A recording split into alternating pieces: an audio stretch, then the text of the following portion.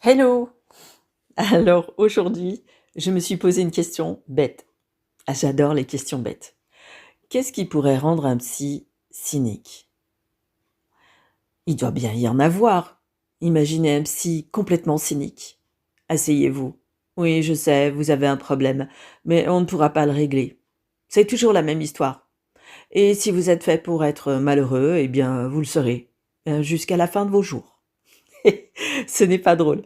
Et pourtant, j'ai voulu imaginer ce qui pouvait rendre les gens cyniques. Enfin, surtout les psys. Mais tout d'abord, je me demande, qu'est-ce qui peut rendre n'importe qui cynique? C'est peut-être de se convaincre que, dans la vie, les justes ne sont que rarement récompensés, que le bien ne gagne pas toujours. En fait, ce qui rend les gens le plus cyniques, c'est de s'imaginer que les justes sont rarement récompensés, que le bien gagne rarement. En gros, bien se conduire ne mène à rien, respecter les règles ne sert qu'à passer pour un idiot, et puis si on est quelqu'un de bien, on n'obtiendra rien de sa propre vie. Je pense que ça peut rendre cynique n'importe qui. On va dire que c'est une des possibilités qui rendrait cynique n'importe qui. Maintenant, le psychanalyste, lui. La psychanalyste, elle, fait autre chose. Elle, fait de l'analyse. Le psychanalyste est tourné vers une seule personne pendant l'analyse et il analyse une seule vie, quelque part.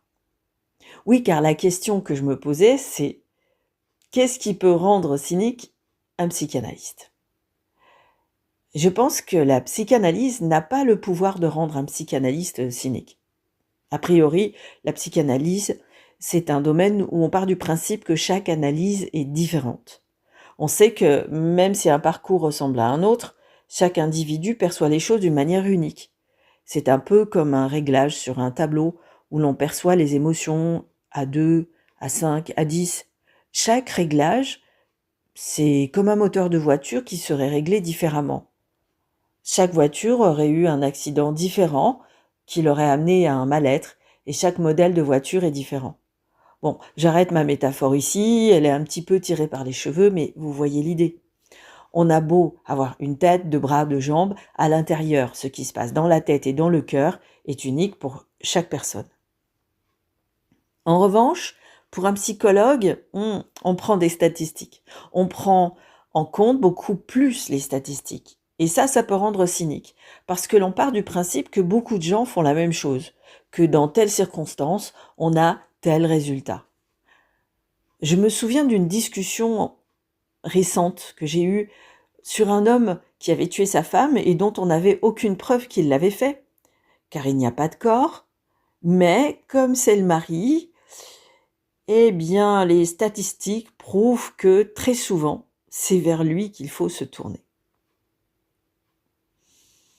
Ce qui voudrait dire qu'un homme lambda qui est marié, eh bien, il vaut mieux pour lui que sa femme ne disparaisse pas sans laisser de corps, parce que si ce n'est pas lui l'auteur de cette disparition, de ce meurtre, a priori, il va avoir de sacrés ennuis à cause des statistiques, surtout s'il n'a pas un bon alibi. En fait, c'est notre grille de lecture du monde qui peut nous rendre cyniques. Je crois qu'il faut lutter contre cela. Si on arrête de se battre, on peut devenir cynique, parce qu'en prenant de l'âge, on s'informe, et on se rend compte qu'il y a beaucoup de choses qui relèvent de la mascarade, notamment en politique.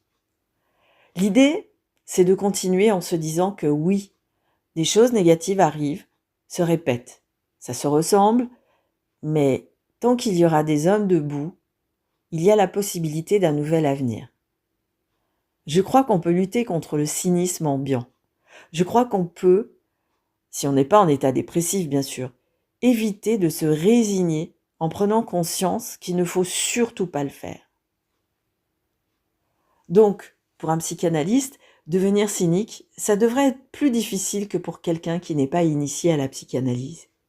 Et c'est tant mieux, parce que tant qu'on imagine l'être humain comme cela, une personne unique qui ne ressentira pas les mêmes choses de la même manière, avec les mêmes événements, les mêmes blessures, d'une personne à l'autre, on pourra se dire que l'histoire ne se répétera pas. Donc ce qui rendrait cynique un psychanalyste, c'est quand il oublie ça, que l'histoire n'est pas amenée à se répéter d'une personne à l'autre. Et je crois que c'est la même chose pour tout le monde. Vous savez, je pense à ce professeur des écoles qui vit non loin de chez moi. Il a renoncé à être cynique. Pourtant, son métier n'est pas facile.